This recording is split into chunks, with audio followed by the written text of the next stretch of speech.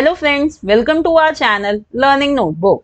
आज इस वीडियो में हम क्लास 5 साइंस का चैप्टर रिप्रोडक्शन इन एनिमल्स पढ़ेंगे। इस चैप्टर को मैं आपको बहुत ही अच्छे से एग्जांपल्स के साथ डिटेल में पढ़ाने वाली हूं, तो इस वीडियो को एंड तक जरूर देखिए। और अगर आप क्लास 5 साइंस का कोई और चैप्टर समझना चाहते हैं तो हमने अपने चैनल लर्निंग नोटबुक पर इसका सारा सिलेबस कवर करा हुआ है। आप उन वीडियोस को भी रेफर कर सकते हैं। So let's see what all topics we are going to cover today in this video. सबसे पहले हम समझेंगे what is reproduction. फिर हम सीखेंगे types of reproduction, जिसमें हम बात करेंगे asexual reproduction की और sexual reproduction की। फिर next topic होगा animals that produce babies, animals that lay eggs. फिर हम सीखेंगे life cycle of a hen, life cycle of a frog, life cycle of a fish, life cycle of a butterfly, और फिर हम इस चैप्टर को revise करेंगे with the help of some practice questions. So let's start with our first topic and understand what is reproduction. The process by which animals produce their young ones is called reproduction. तो reproduction किसे कहते हैं? वो process जिससे animals अपने babies पैदा करते हैं, उस प्रोसेस को कहते हैं रिप्रोडक्शन। यंग वंस यानी उनके बेबीज। अब कुछ एनिमल्स तो सीधे बेबीज यानी कि यंग वंस, उनके जैसे दिखने वाले बच्चे पैदा करते हैं, पर कुछ एनिमल्स ऐसे होते हैं जो पहले एग्स देते हैं और फिर उन एग्स में से बच्चे निकलते हैं। आपने देखा होगा, जैसे कि हम human beings, dogs, horses, lions, हम सब we give birth to our young ones. जब हमारे बेबीज होते हैं तो वो सीधा यंग वंस होते हैं, दैट मीन्स कि हमारे जैसे दिखने वाले होते हैं, राइट। पर अगर हम बात करें जैसे कि बर्ड्स की, फिशेस की, insects, all of them they lay eggs. वो पहले एग्स देते हैं and then young ones hatch from these eggs, और फिर बेबीज निकलते हैं उन एग्स में से। हैच यानी वो धीरे धीरे एग्स में से निकलते हैं। वो जब एग टूटता है, फूटता है, उसमें से निकलते हैं फिर यंग वंस। अब हम बात करते हैं एनिमल्स की that produce babies. Now let's see types of reproduction. Reproduction in animals are of two kind. तो एनिमल्स में रिप्रोडक्शन दो तरीके से होती है। एक होती है एसेक्सुअल रिप्रोडक्शन और दूसरी होती है सेक्सुअल रिप्रोडक्शन। तो आइए इन दोनों को एक एक करके अच्छे से समझते हैं। First we will understand asexual reproduction. If the young ones are produced by only one parent, that is one individual, it is known as asexual reproduction. तो अगर यंग वंस सिर्फ एक ही पेरेंट यानी एक ही इंडिविजुअल की इन्वॉल्वमेंट से हो रहे हैं तो उस प्रोसेस को कहेंगे एसेक्सुअल रिप्रोडक्शन। और ये मेनली 3 मेथड से होते हैं। कौन कौन से मेथड्स हैं वो? Binary fission, budding and fragmentation. और ये तीनों ही मेथड्स, एसेक्सुअल रिप्रोडक्शन के तीनों ही methods friends exam point of view से बहुत इंपॉर्टेंट है। तो आइए इन्हें एक एक करके अच्छे से समझते हैं। तो पहला मेथड एसेक्सुअल रिप्रोडक्शन का है binary fission. When one individual breaks into two by slow splitting is called as binary fission. तो देखिए, जैसे नाम से ही पता चल रहा है बाइनरी, बाइनरी यानी दो। तो जब एक इंडिविजुअल से दो इंडिविजुअल्स बनते हैं बाय स्लो स्प्लिटिंग, यानी जब उसमें से स्प्लिट होकर, एक इंडिविजुअल से स्प्लिट होकर दो इंडिविजुअल्स बनते हैं, उस प्रोसेस को कहते हैं बाइनरी फिजन। और उसका एग्जाम्पल है अमीबा। तो आइए हम एक डायग्राम के थ्रू अमीबा में देखते हैं कि बाइनरी फिजन कैसे होता है। तो देखिए, ये एक ऑर्गेनिज्म है अमीबा। तो इसकी जो आउटर बॉडी है, ये बाहर की, इसको कहते हैं साइटोप्लाज्म, और ये जो अंदर सेंटर में आपको दिख रहा है, ये होता है न्यूक्लियस। तो अमीबा में जब बाइनरी फिजन की शुरुआत होती है तो सबसे पहले स्टेप में क्या होता है, ये जो न्यूक्लियस होता है ये स्प्लिट होना यानी डिवाइड होना शुरू होता है। जैसे कि आप इस नेक्स्ट पिक्चर में देख सकते हैं, ये जो न्यूक्लियस है ये यहाँ पे डिवाइड होना शुरू हो गया है। ठीक है, फिर जब न्यूक्लियस डिवाइड हो जाता है, जैसे कि इधर नेक्स्ट पिक्चर में दिख रहा है हमें कि न्यूक्लियस डिवाइड हो गया है, 2 न्यूक्लियस बन गए हैं। उसके बाद जो साइटोप्लाज्म है, जो बाहर की जो बॉडी है, वो डिवाइड होनी शुरू होती है। दिख रहा है आपको कि कैसे न्यूक्लियस के स्प्लिट होने के बाद जो बाहर की साइटोप्लाज्म है ये डिवाइड होना शुरू हो गया है। फिर धीरे धीरे साइटोप्लाज्म भी डिवाइड हो जाता है और ऐसे 2 अमीबा बन जाते हैं। देखिए आपको इस पिक्चर में दिखाई दे रहा है कैसे ये 2 अमीबा बन गए हैं। तो एक अमीबा ब्रेक होकर 2 अमीबा बना चुका है बाय स्लो स्प्लिटिंग। तो इसे कहते हैं बाइनरी फिजन। और ये जो 2 अमीबा बने हैं इन्हें कहा जाता है डॉटर अमीबा। अब नेक्स्ट मेथड एसेक्सुअल रिप्रोडक्शन का होता है बर्डिंग। When an organism gives rise to a small bud and the bud becomes big and separates from the individual to live separately, it is known as budding. तो बर्डिंग में क्या होता है, जब एक ऑर्गेनिज्म के अंदर स्मॉल बड बननी शुरू होती है और वो बड धीरे धीरे बड़ी हो जाती है, और जब वो बड़ी होती है तो वो उससे धीरे धीरे सेपरेट हो जाती है उस इंडिविजुअल से, टू लिव सेपरेटली। तो इस प्रोसेस को कहते हैं बडिंग। इसका एग्जाम्पल है हाइड्रा। तो आइए बडिंग के एग्जाम्पल को हम समझते हैं एक डायग्राम के थ्रू। तो देखिए ये ऑर्गेनिज्म है हाइड्रा। तो जब हाइड्रा में बडिंग होनी शुरू होती है तो क्या होता है, उसमें सबसे पहले ये देखिए ऐसी एक बड बनती है, छोटी सी ये बड बन गई। अब धीरे धीरे ये जो बड है ये बड़ी होनी शुरू होती है। देखिए इस नेक्स्ट पिक्चर में कैसे, ये दोनों पिक्चर्स में आप देख सकते हैं सेकंड और थर्ड में, कि वो बड बड़ी होती जा रही है। और फिर ये जो बड होती है ये सेपरेट हो जाती है हाइड्रा से, और ये अपना ये स्टार्ट्स लिविंग सेपरेटली। तो देखिए कि कैसे इस बडिंग प्रोसेस के थ्रू एक ऑर्गेनिज्म से 2 इंडिविजुअल्स बन गए हैं। तो इस प्रोसेस को कहते हैं बडिंग। अब थर्ड मेथड एसेक्सुअल रिप्रोडक्शन का होता है fragmentation. Sometimes an organism breaks into 2 or more parts and each part develops into full organism. This type of reproduction is known as fragmentation. तो कभी कभार क्या होता है फ्रेंड्स कि जो ऑर्गेनिज्म होता है वो 2 या उससे ज्यादा पार्ट्स में ब्रेक हो जाता है, और वो जो हर एक पार्ट होता है वो धीरे धीरे डेवलप हो जाता है और बन जाता है पूरा एक फुल ऑर्गेनिज्म। तो इस मेथड को, इस प्रोसेस को कहा जाता है फ्रेगमेंटेशन। इसके एग्जांपल्स क्या हैं, प्लेनीरिया एंड हाइड्रा अभी हमने देखा कि उसमें बडिंग प्रोसेस भी होता है, और अभी मैं बता रही हूँ कि उसमें फ्रेगमेंटेशन भी होता है। तो आइए फ्रेगमेंटेशन को प्लेनेरिया के थ्रू समझते हैं। देखिए एक ये डायग्राम है, इसमें सबसे पहले इधर हमें ये दिख रहा है पेरेंट प्लेनेरिया। अब ये जो ऑर्गेनिज्म है प्लेनेरिया ये ब्रेक होता है, देखिए ये 3 फ्रेगमेंट्स में, ये जो पार्ट्स हैं इनको हम कहेंगे फ्रेगमेंट। तो ये 3 फ्रेगमेंट्स में इधर ब्रेक हो गया है, और फिर धीरे धीरे हर एक फ्रेगमेंट जो है, इसका हर एक पार्ट जो है वो डेवलप हो गया है फुल ऑर्गेनिज्म में। देखिए ये खुद एक प्लेनेरिया बन गया है, तीनों अलग अलग बन गए हैं। तो इस प्रोसेस को कहा जाता है फ्रेगमेंटेशन। तो ये हमने मेथड्स पढ़े हैं एसेक्सुअल रिप्रोडक्शन के, जहां पे एक ही इंडिविजुअल के थ्रू रिप्रोडक्शन होती है। तो एनिमल्स में दूसरे टाइप का रिप्रोडक्शन जो होता है वो है sexual reproduction. In this reproduction, 2 individuals are involved. One is a male parent and the other is a female parent. तो ये जो सेक्सुअल रिप्रोडक्शन होती है फ्रेंड्स, इसमें 2 इंडिविजुअल्स इन्वॉल्व होते हैं। एक इंडिविजुअल होता है मेल पेरेंट और दूसरा होता है फीमेल पेरेंट।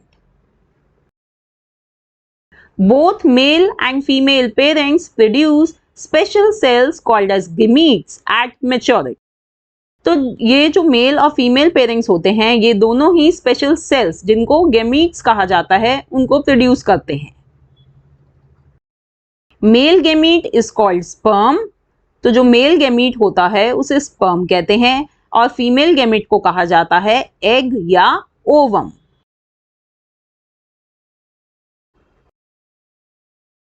तो देखिए, when sperm and egg fuse, then one single cell is formed which is known as zygote। तो जब मेल और फीमेल गेमीट मिलते हैं, स्पर्म एंड एग, यानी जब वो फ्यूज होते हैं दोनों, तो एक सिंगल सेल बनता है जिसे कहा जाता है जाइगोट। इसके लिए इस डायग्राम को देखिए, ये है एग यानी ओवम, और जब इस एग से ये जो स्पर्म है, ठीक है, ये दोनों जब फ्यूज होते हैं तो ये धीरे धीरे मिलकर बनते हैं एक सेल, एक सिंगल सेल बन जाते हैं दोनों फ्यूज होने के बाद, और इस सेल को कहा जाता है जाइगोट। और फिर ये जो जाइगोट होता है ये डिवाइड होता है, रीडिवाइड होता है, और ये ग्रो हो जाता है एक इंडिविजुअल बेबी में। ठीक है, तो zygote divides and redivides and grows into an individual baby. तो अब फ्रेंड्स, आपने देखा होगा कि कुछ एनिमल्स तो बिल्कुल अपने जैसे बेबीज पैदा करते हैं, यानी कि जब वो पैदा करते हैं तो वो यंग वंस पैदा करते हैं, बट कुछ एनिमल्स अंडे देते हैं। ठीक है, so animals which give birth to young ones are called viviparous. तो जो एनिमल्स यंग वंस को पैदा करते हैं उन्हें विविपेरस कहा जाता है। And animals which lay eggs are called oviparous. और वो एनिमल्स जो अंडे देते हैं उन्हें ओविपेरस कहा जाता है। So now let's understand more about animals that produce babies, that is viviparous. Animals that give birth to babies and feed them on their milk are called mammals. तो अभी मैंने आपको बताया कि रिप्रोडक्शन क्या होता है, फिर हमने देखा कि भाई कुछ एनिमल्स तो ऐसे होते हैं जो डायरेक्टली बेबीज पैदा करते हैं और कुछ एग्स देते हैं पहले। तो एनिमल्स जो डायरेक्टली बेबीज को बर्थ देते हैं और फिर उन बेबीज को अपना मिल्क पिलाते हैं, अपना दूध पिलाती है माँ उनकी, उन एनिमल्स को कहते हैं मैमल्स। ये लिखा है ना मैंने इधर, mammals. Mother feed there young ones on their own milk. यही बात मैंने यहाँ बता रही हूँ कि जो मदर होती है एनिमल्स की, जो उसमें जो फीमेल होती है, वो अपने यंग वंस को, अपने बेबीज को खुद अपना दूध पिलाती है, right. Next point is that mammals are most developed amongst animals.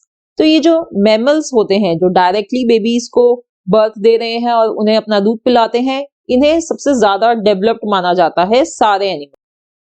Students, हम ह्यूमन बीइंग्स भी मैमल्स ही हैं, हम भी डायरेक्टली बेबी को बर्थ देते हैं, हम भी उन्हें अपना दूध पिलाते हैं, तो हम ह्यूमन बीइंग्स भी मैमल्स ही हैं। अब एग्जांपल्स देखिए, human beings, tigers, dogs, horses, cats, all these are mammals. और आपको इस बात को जानकर हैरानी होगी कि ये जो व्हेल्स और डॉल्फिन्स भी हैं, ये भी मैमल्स ही हैं। Though they look like fish but they are mammals. तो व्हेल्स और डॉल्फिन्स जो होती हैं वो चाहे दिखती फिश की तरह हैं, बट वो भी मैमल्स ही होती हैं। Now next, animals that lay eggs. तो इसमें हम सबसे पहले बर्ड्स की बात करेंगे। हम अपने आसपास बहुत से बर्ड्स देखते हैं, वो अंडे देते हैं, और आई थिंक सबसे कॉमन बर्ड जो हमें पता है जो अंडे देता है वो है hen, क्योंकि हम वो एग्स खाते भी हैं। तो ये सबसे पहले हम इन्हीं बर्ड्स की बात करते हैं। Birds reproduce by laying eggs. Birds reproduce करते हैं एग्स देने पर, राइट, एग्स देते हैं वो रिप्रोड्यूस करने के लिए। Birds sit on the eggs to keep them warm. This process is called incubation. अब जब वो अंडे देते हैं तो ऐसा नहीं है अंडे देते ही उसमें से बच्चे निकल जाए, ऐसा नहीं होता। वो टाइम कंज्यूमिंग प्रोसेस है। पहले बर्ड्स ने जब अंडे दिए हैं, फिर बर्ड्स को उन अंडों पे बैठना पड़ता है, उन अंडों को सेकना पड़ता है, वार्म रखना पड़ता है। इस प्रोसेस को क्या कहते हैं? इसे कहते हैं incubation. And egg provides all the nutrients to the embryo that is baby bird inside. और जो एग के अंदर एम्ब्रियो होता है, यानी जो बेबी बर्ड बन रहा है, उसको न्यूट्रिएंट्स कहाँ से मिलते हैं? जो एग होता है वो खुद ही उस एम्ब्रियो को सारे न्यूट्रिएंट्स देता है, जैसे कि प्रोटीन्स हैं, फैट्स हैं, वो सब एम्ब्रियो को एग से मिलते हैं। And then this embryo develops into chick. ये जो एम्ब्रियो होता है ये धीरे धीरे चिक में बदलता है, यानी यंग वन जो चिक होता है उसमें डेवलप होना शुरू हो जाता है। And this egg hatches in 21 days and the चिक comes out of the egg. और ये एग हैच होता है, यानी ये अपने आप से टूटता है कितने दिनों में? 21 days में। और फिर इसमें से क्या निकलता है? चिक, बर्ड्स के बेबी यानी चिक्स निकलते हैं इसके अंदर से। अब देखिए यहाँ पे ये मैं आपको एक लाइफ साइकिल दिखा रही हूँ। ये लाइफ साइकिल है एक हेन की। सबसे पहले एक ये एडल्ट हेन है, इसने ये एग्स दिए, ये अंडे दिए। अब इन अंडों को वो क्या कर रही है? ये देखिए यहाँ पे इन अंडों को वो वार्म रख रही है, उनके ऊपर बैठी हुई है। यानी ये प्रोसेस कौन सा हुआ? ये प्रोसेस हुआ इंक्यूबेशन। और इस प्रोसेस के दौरान जो एम्ब्रियो है, जो बेबी बर्ड है, उसको सारे न्यूट्रिएंट्स एग से ही मिल रहे हैं, राइट। और फिर थोड़ी जब अराउंड 21 days के बाद ये जो एग होता है ये हैच हो जाता है। और इसमें से क्या बाहर निकला? इसमें से बाहर निकला ये चिक। और ये चिक फिर बड़ा होके क्या बन जाता है? एडल्ट हैन। और फिर से वो एग्स देते हैं। तो ऐसे करके ये पूरी ये साइकिल चलती रहती है, राइट। ये साइकिल है एक, इसे कहते हैं लाइफ साइकिल ऑफ अ हैन। तो स्टूडेंट्स अभी मैंने आपको बताया कि एग सारे न्यूट्रिएंट्स देता है एम्ब्रियो को। तो आइए मैं आपको डिफरेंट पार्ट्स ऑफ एग समझाती हूँ। ये देखिए, ये एक एग है। ये अंदर से बेसिकली मैं अंदर से आपको सारा दिखा रही हूँ। सबसे पहले हम बात करते हैं ये जो आउटर कवरिंग होती है। जब आप एग देखते हो, आप देखते हो ना व्हाइट कलर का एग है, तो जो सबसे बाहरी जो कवरिंग होती है, आउटर कवरिंग, उसे कहते हैं एग शेल। तो ये एग शेल कैसा होता है? It is hard and protective shell which covers the egg. तो ये जो एग शेल होता है ये हार्ड होता है और ये एक तरीके का प्रोटेक्टिव शेल है, ये प्रोटेक्शन दे रहा है पूरे एग को, ठीक है। अब नेक्स्ट जो पोर्शन होता है, जो पार्ट होता है एग का, वो ये होता है, ये जो होता है ना, आप जब एग को तोड़ते हैं तो हम देखते हैं ये व्हाइट जो पोर्शन है, एल्ब्यूमेन, इसको क्या कहते हैं? एल्ब्यूमेन। ये जेली लाइक सब्सटेंस होता है। Inside the egg there is white jelly like substance known as albumen, ठीक है। अब इसका क्या काम है? It protects the embryo from shocks and provide water. इसके दो काम है। एक तो क्योंकि ये जेली लाइक होता है तो ये पानी प्रोवाइड करता है, ठीक है, एम्ब्रियो को ये पानी इससे मिलता है, एल्ब्यूमेन से। दूसरा क्या होता है कि सपोज करो कि अगर एग गिर गया तो ये उसको टूटने से बचाएगा। ये jelly like, white jelly like substance है, तो इसके ये दो काम है कि ये एम्ब्रियो को शॉक से भी बचाता है और उसे पानी भी देता है। और तीसरा पार्ट एग का होता है ये येलो कलर का, इसको क्या कहेंगे? Egg yolk. Inside the albumen there is yellow coloured part which is the egg yolk, ठीक है। ये जो एग योक होता है ये एल्ब्यूमेन के अंदर है and it is very rich in minerals, fats and vitamins. इसके पास सारे न्यूट्रिएंट्स हैं, ये मिनरल्स, फैट, वाइटामिन्स, और ये फूड प्रोवाइड करता है एम्ब्रियो को, ठीक है। एम्ब्रियो कहाँ होता है? इसके एग योक के बिल्कुल बीच में, यहाँ पे होता है एम्ब्रियो। तो एम्ब्रियो को इस तरह से एग से खाना मिलता है, उसको फूड भी मिलता है और उसको पानी भी मिलता है। फूड मिल रहा है एग योक से और पानी मिल रहा है एल्ब्यूमेन से, ठीक है। अब समझ में आया आपको जब मैंने आपको कहा कि भाई एम्ब्रियो को सारे न्यूट्रिएंट्स एग से ही मिलते हैं, तो इस तरह से मिलते हैं उसको।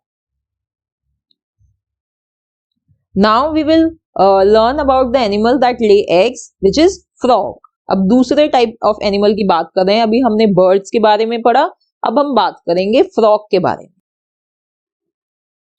A frog lays a cluster of eggs in a safe place in water. जो फ्रॉग्स होते हैं वो बहुत सारे अंडे एक साथ देते हैं और एक सेफ प्लेस में जाके देते हैं पानी में। ऐसा क्यों? क्योंकि जो उनके अंडे होते हैं उनमें से काफी सारे अंडे दूसरे एनिमल्स, दूसरी फिशेस खा जाती हैं, तो इसलिए जो फ्रॉग्स होते हैं बहुत सारे अंडे देते हैं एक साथ। Cluster of frog eggs is known as spawn, और इनके इस क्लस्टर ऑफ एग्स को क्या कहते हैं? Spawn. About 3 weeks later, baby frogs come out of eggs. They are called tadpoles. तो अब जब अंडे दे दिए हैं उसके 3 हफ्ते बाद बेबी फ्रॉग्स उसमें से एग्स में से बाहर निकलते हैं। ठीक है, छोटे छोटे फ्रॉग्स, बेबी फ्रॉग्स उनमें से बाहर निकलते हैं। उनको क्या कहते हैं? उन्हें कहते हैं टैडपोल्स। और ये टैडपोल्स कैसे दिखते हैं? They look like tiny fish and breathe through gills. वो टैडपोल्स देखने में छोटे छोटे फिश जैसे दिखते हैं, और क्योंकि ये पानी में रहते हैं तो ये ब्रीथ करते हैं अपने गिल्स के थ्रू। And then these tadpoles gradually lose their tail and develop legs and then changes into adult frog. तो फिर ये टैडपोल्स धीरे धीरे इनकी टेल जो होती है वो गायब होनी शुरू हो जाती है, और ये लेग्स डेवलप करते हैं, और फिर धीरे धीरे ये पूरे एक एडल्ट फ्रॉग बन जाते हैं। ठीक है, तो ऐसे होता है, ऐसे इनके बच्चे निकलते हैं एग्स में से, और वो कैसे पूरे फ्रॉग बनते हैं। आइए इसी को मैं आपको लाइफ साइकिल, इसे कहते हैं life cycle of a frog, इस डायग्राम के थ्रू दोबारा समझाती हूँ। तो देखिए, एक एडल्ट फ्रॉग ने एक क्लस्टर ऑफ एग्स यानी बहुत सारे अंडे दिए। अब उन अंडों में से कुछ ही अंडे बचते हैं, जैसे कि मैंने आपको बताया था बाकी अंडे दूसरे एनिमल्स, दूसरी फिश खा जाती हैं। तो ये कुछ अंडे बचे। अब 3 हफ्ते बाद ये अंडे हैच हुए और इनमें से क्या निकले? ये टैडपोल्स निकले।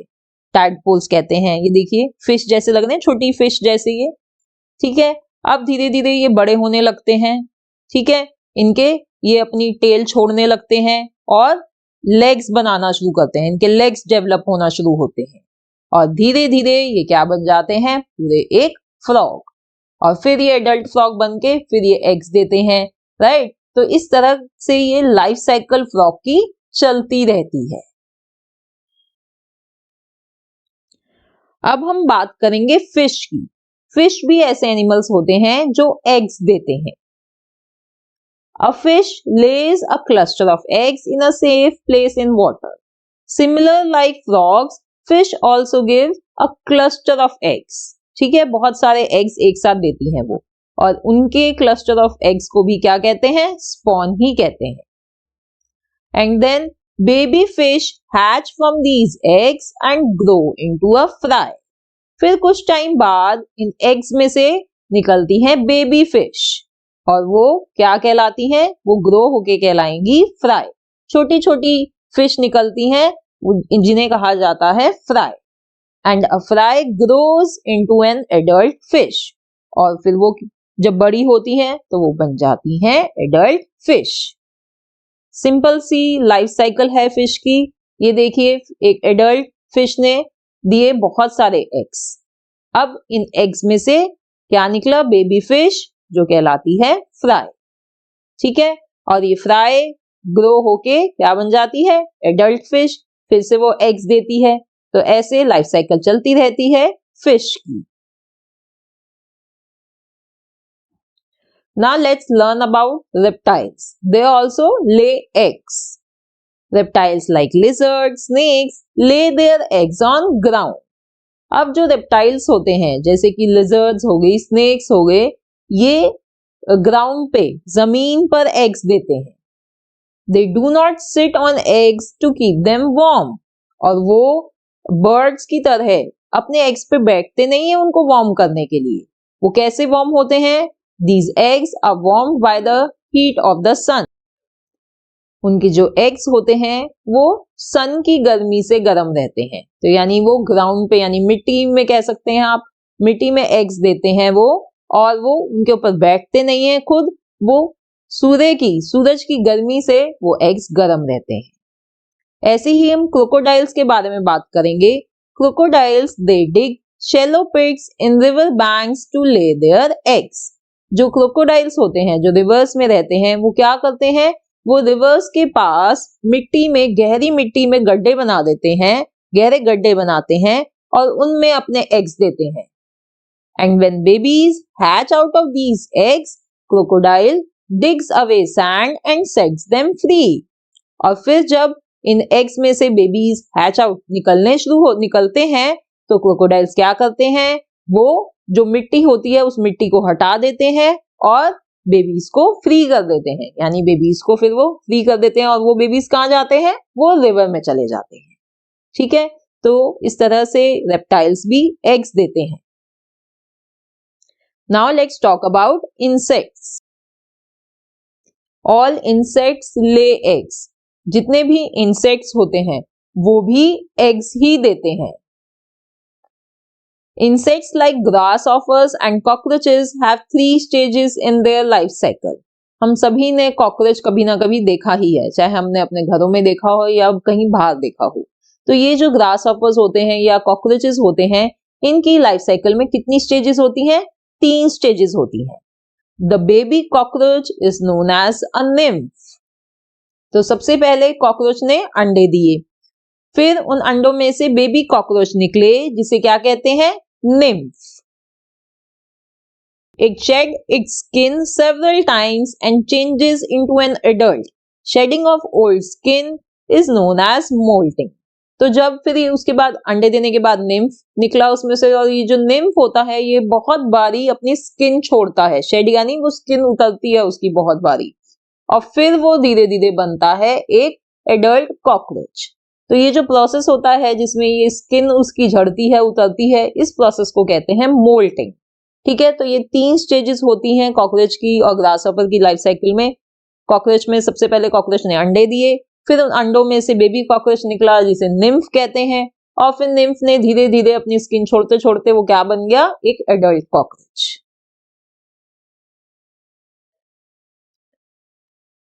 अब कोई और इंसेक्ट जैसे कि बटरफ्लाई और हाउस फ्लाई होते हैं, उनकी लाइफ साइकिल में 4 स्टेजेस होते हैं। तो यही मैंने यहाँ लिखा है, other insects like the butterfly and house fly have 4 stages in their life cycle.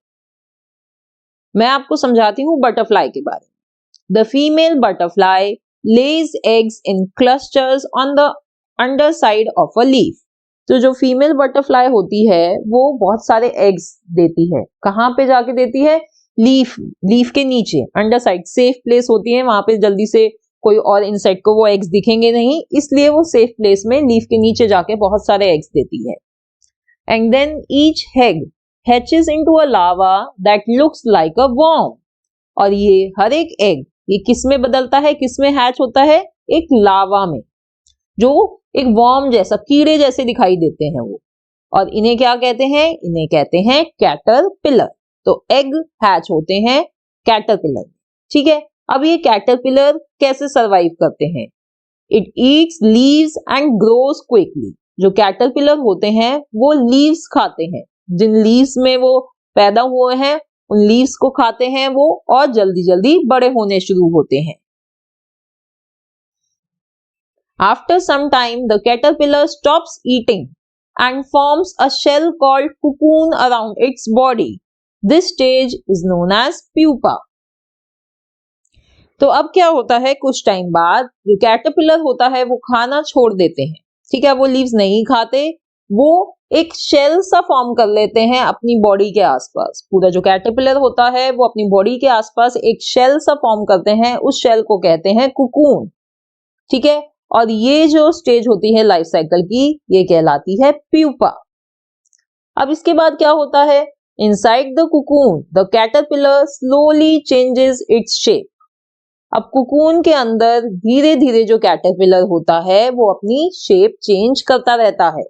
क्या बन जाएगा वो?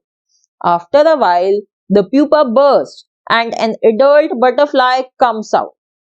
कुछ टाइम बाद ये जो कुकून है ये जो बर्स्ट हो जाता है ये, और एक एडल्ट बटरफ्लाई बाहर आती है।